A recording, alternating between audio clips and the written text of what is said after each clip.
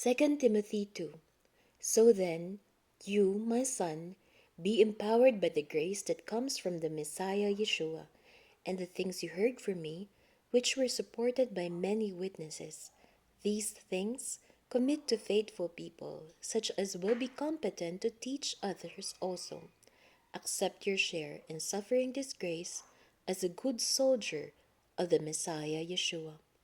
No soldier on duty gets involved with civilian affairs, since he has to please his commanding officer. Also, an athlete can't win a contest unless he competes according to the rules.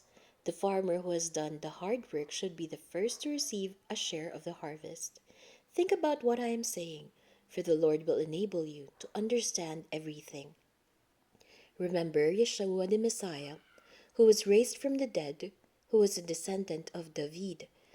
This is the good news I proclaim, and for which I am suffering to the point of being bound in chains. But the word of God is not bound in chains. Why do I persevere through it all? For the sake of those who have been chosen, so that they too may obtain the deliverance that comes through the Messiah Yeshua with eternal glory. Here's a statement you can trust. If we have died with him, we will also live with him.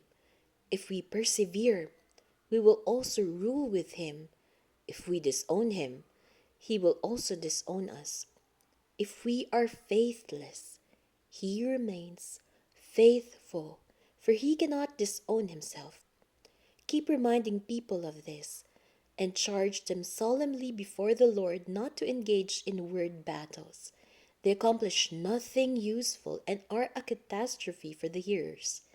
Do all you can to present yourself to God as someone worthy of his approval, as a worker with no need to be ashamed, because he deals straightforwardly with the word of the truth. But keep away from godless babbling, for those who engage in it will only become more ungodly, and their teaching will eat away at people like gangrene. Hymenaeus and Philetus are among these. They have missed the mark, as far as the truth is concerned, by saying that our resurrection has already taken place, and they are overturning some people's faith. Nevertheless, God's firm foundation stands, stamped with these words, "The Lord knows his own," and "Let everyone who claims he belongs to the Lord stand apart from wrongdoing." In a large house, there are dishes and pots not only of gold and silver, but also of wood and clay. That is, some are meant for honorable use and some for dishonorable.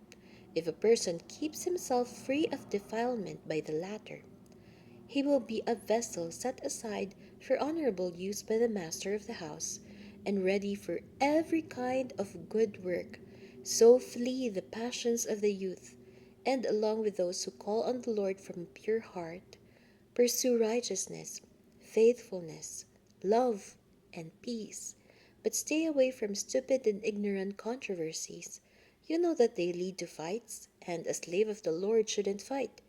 On the contrary, he should be kind to everyone, a good teacher, and not resentful when mistreated. Also, he should be gentle as he corrects his opponents, for God may perhaps grant them the opportunity to turn from their sins, acquire full knowledge of the truth, come to their senses, and escape the trap of the adversary, after having been captured alive by him to do his will. God bless everyone.